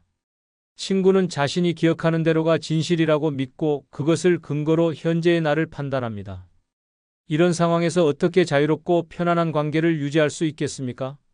우리에게는 과거로부터 자유로울 권리가 있습니다. 젊었을 때의 실수나 약점이 평생 나를 규정할 이유는 없습니다. 하지만 오랜 친구들은 그 자유를 허락하지 않습니다. 과거의 기억 속에 나를 가두고 그 틀에서 벗어나려는 시도를 방해합니다. 진정한 친구라면 나의 성장과 변화를 인정하고 응원해야 합니다. 과거의 약점을 들먹이며 현재를 부정하는 것이 아니라 지금의 모습을 있는 그대로 받아들여야 합니다. 하지만 대부분의 오랜 친구들은 그렇지 못합니다. 이런 관계는 더 이상 우정이 아닙니다. 나를 과거에 묶어두는 족쇄일 뿐입니다. 늙어 친구가 가장 쓸모없는 짐인 네 번째 이유는 친구의 질투와 비교가 마음을 상하게 하기 때문입니다. 혹시 이런 경험 있으신가요? 오랜만에 만난 친구가 요즘 어떻게 지내? 라고 묻는데 왠지 진심으로 안부를 묻는 것 같지 않다는 느낌을 받으신 적 말입니다. 그 뒤에 이어지는 대화가 우리 아들이 이번에 승진했어. 또는 새 차 샀는데 정말 좋더라라는 식으로 흘러가면서 기분이 묘해지시죠? 저희 동네에 살고 있는 김씨 할머니 이야기를 들어보세요. 40년 넘게 친하게 지내온 친구가 있었습니다. 젊었을 때는 서로 힘든 일도 나누고 기쁜 일도 함께 했는데 요즘은 만날 때마다 스트레스를 받는다고 하십니다. 왜 그럴까요? 친구가 만날 때마다 우리 손자가 서울대 들어갔어 라고 자랑하면서 너희 손자는 어디 대학 가니? 라고 묻는다는 겁니다. 더 심한 경우도 있습니다. 박 씨 할아버지는 평생 친구로 지내온 분과 최근에 연락을 끊었다고 합니다. 이유가 뭘까요? 그 친구가 만날 때마다 나는 아직 병원 안 다녀도 되는데 너는 벌써 여기저기 아프냐? 라고 말한다는 겁니다. 건강을 비교하면서 은근히 우월감을 드러내는 거죠. 이런 상황에서 여러분은 어떤 기분이 드실까요? 만나고 나서 기분이 좋아지시나요? 아니면 오히려 우울해지시나요? 대부분 후자일 겁니다. 왜 그럴까요? 친구라는 이름으로 서로를 비교하고 질투하는 관계가 되어버렸기 때문입니다. 또 다른 예를 들어보겠습니다. 최 씨 할머니는 매주 만나던 친구들과의 모임을 그만두었습니다. 무슨 일이 있었을까요? 친구들이 모일 때마다 누구 집이 더 크고 누구 연금이 더 많은지 비교하는 게 일상이 되었다고 합니다. 심지어 너는 아직도 그 작은 집에 사니? 라고 대놓고 말하는 친구도 있었답니다. 생각해 보세요. 젊었을 때는 어땠나요? 서로 격려하고 응원했잖아요. 누군가 어려울 때 도와주고 기쁠 때 함께 기뻐해 주었습니다. 하지만 나이가 들면서 점점 달라집니다. 자식 자랑, 돈 자랑, 건강 자랑이 대화의 전부가 되어버립니다. 이런 친구들과 시간을 보내면 과연 행복해지실까요? 아니면 더 외롭고 초라해지실까요? 여러분도 한번 생각해 보세요. 최근에 친구들과 만나서 기분 좋게 헤어진 적이 언제인가요? 아마 오래전 일일 겁니다. 이제는 솔직히 인정해야 할 때입니다. 이런 친구들은 더 이상 우리 인생에 도움이 되지 않습니다. 오히려 마음만 상하게 만드는 짐일 뿐입니다. 늙어 친구가 가장 쓸모없는 짐인 다섯 번째 이유는 몸은 힘든데 의무감으로 만남을 유지하기 때문입니다. 무릎이 아프고 허리가 불편한데도 오랜 친구인데 안 만날 수는 없잖아라는 생각으로 억지로 약속을 잡으신 경험이 있으신가요? 집에서 쉬고 싶은 마음이 간절한데도 친구가 섭섭해할까봐 참고 나가신 적 말입니다. 그런데 막상 만나고 나면 피곤함만 더해지고 몸은 더 힘들어지는 그런 상황을 겪어보셨을 겁니다. 나이가 들면서 가장 큰 변화 중 하나가 바로 체력의 급격한 저하입니다.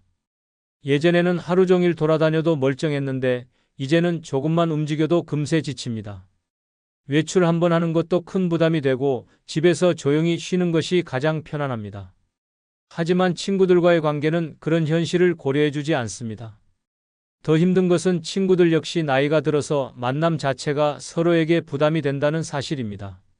모두 몸이 불편하고 피곤한데도 우정을 지켜야 한다는 의무감 때문에 억지로 만남을 이어갑니다. 이런 만남에서 진정한 즐거움을 찾을 수 있을까요? 서로 힘든 몸을 이끌고 나와서 어색한 시간을 보내는 것이 과연 의미가 있을까요? 실제로 많은 분들이 이런 딜레마를 겪고 계십니다. 친구를 만나고 싶은 마음은 없지만 오랜 관계를 끊기는 어려워서 계속 만나고 있습니다. 약속을 잡을 때부터 부담스럽고 만나는 동안에도 빨리 집에 가고 싶어 합니다. 헤어진 후에는 온몸이 아프고 며칠간 회복하느라 고생합니다. 이 씨 할머니는 매주 만나던 친구들과의 모임이 이제는 고역이 되었다고 합니다.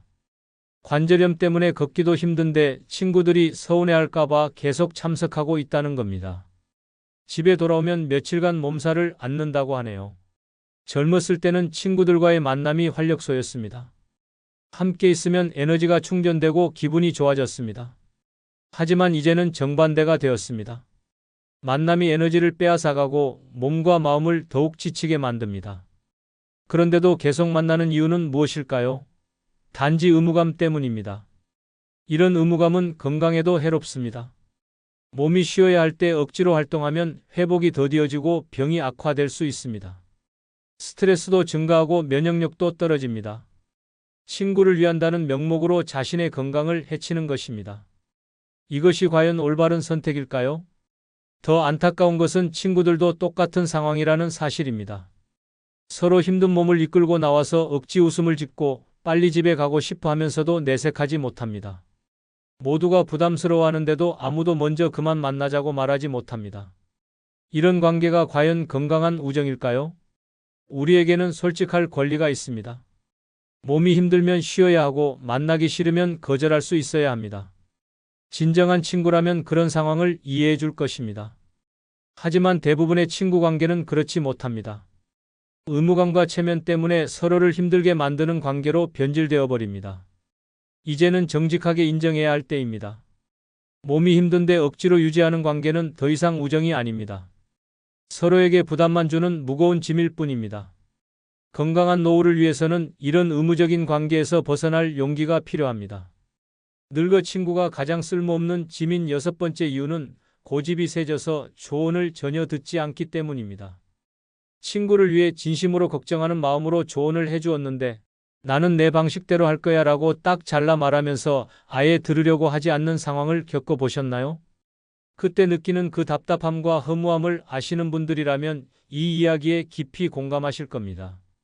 나이가 들면서 가장 크게 변하는 것 중 하나가 바로 고집입니다. 젊었을 때는 다른 사람의 의견을 듣고 받아들이는 유연함이 있었습니다. 하지만 세월이 흐르면서 자신만의 경험과 신념이 굳어지고 그것이 절대적인 진리라고 믿게 됩니다. 문제는 이런 고집이 친구 관계에서 큰 갈등을 만든다는 점입니다. 저희 동네 이씨 할아버지는 60년 친구가 건강식품에 매달려 한 달에 수십만 원씩 쓰는 걸 보고 조언했지만 너는 모르는 소리 하지 말아라는 말만 돌아왔다고 합니다. 친구를 걱정하는 마음이었는데 도리어 원망을 듣게 되었다고 하네요. 왜 이런 일이 생길까요? 나이가 들면서 자존심이 더 강해지기 때문입니다. 누군가 자신의 판단에 의문을 제기하면 그것을 개인적인 모독으로 받아들입니다. 내가 이 나이까지 살면서 그것도 모르겠냐는 식으로 반응하게 됩니다. 자신의 경험을 절대시하고 다른 관점을 받아들이려 하지 않습니다. 더 심각한 문제는 이런 고집이 점점 더 강해진다는 사실입니다. 한번 마음을 정하면 아무리 명백한 증거를 보여줘도 인정하지 않습니다. 심지어 잘못된 결과가 나와도 운이 나빴을 뿐이라고 합리화합니다. 조언을 해주는 사람을 오히려 방해꾼으로 여기기까지 합니다. 얼마나 많은 분들이 이런 상황을 겪고 계실까요? 친구를 위해 진심으로 조언해 주었는데 도리어 나이 들어서 간섭하지 말아라는 말을 들어보신 분들이 대부분일 겁니다. 그때 느끼는 그 허탈함과 서운함, 정말 이루 말할 수 없죠. 젊었을 때는 서로 조언하고 받아들이는 관계였습니다. 누군가 실수하면 이렇게 하는 게 어때? 라고 말해주고 그것을 고마워했습니다. 하지만 이제는 완전히 달라졌습니다. 조언은 간섭이 되고 걱정은 참견이 됩니다. 자신의 방식만이 옳다고 믿고 다른 의견은 전혀 받아들이지 않습니다. 이런 친구들과 관계를 유지하는 게 과연 의미가 있을까요? 무엇을 말해도 듣지 않고 걱정해줘도 고마워하지 않습니다. 오히려 조언하는 사람을 불편해하고 멀리합니다. 이런 관계는 더 이상 우정이 아닙니다. 그냥 서로에게 스트레스만 주는 짐일 뿐입니다. 진정한 소통이 불가능한 관계에서 무엇을 기대할 수 있겠습니까? 지금까지 늙어서 친구가 가장 쓸모없는 짐이 되는 6가지 이유를 말씀드렸습니다. 많은 분들이 아직도 착각하고 계십니다. 친구 없이 어떻게 살아? 라고 걱정하시지만 정작 그 친구들 때문에 얼마나 고통받고 계신지는 모르고 계십니다. 오늘 이 영상을 끝까지 보신 분들은 이제 아실 겁니다. 진짜 문제가 무엇인지 말입니다. 친구가 없어서 외로운 게 아니라 잘못된 친구 때문에 더 외로워지는 겁니다. 스트레스 받는 관계를 억지로 유지하느라 정작 자신을 돌볼 시간도 에너지도 잃어버리는 겁니다. 이제는 선택하십시오. 계속 그 무거운 짐을 지고 살 것인가, 아니면 용기를 내서 진정한 자유를 찾을 것인가. 혼자라고 외로운 것이 아닙니다. 잘못된 사람들과 함께 있을 때가 진짜 외로운 겁니다. 오늘부터 시작하세요. 불필요한 관계는 과감히 정리하고 자신만의 행복을 찾아가세요. 그것이 진정한 지혜로운 노후입니다.